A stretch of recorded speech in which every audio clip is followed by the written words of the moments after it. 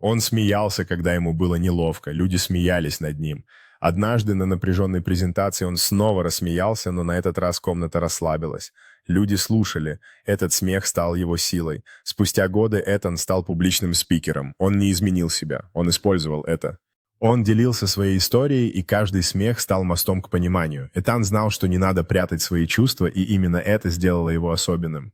Он знал, что его смех, который когда-то использовался против него, теперь стал его самым мощным инструментом. Этан вдохновлял многих поверить в себя и принимать свои особенности.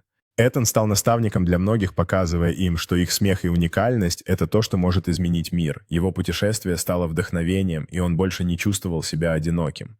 Он смотрел на свои достижения и понимал, что смех – это не просто реакция, а мощный инструмент для связи с людьми. Этан стал символом силы смеха и уверенности.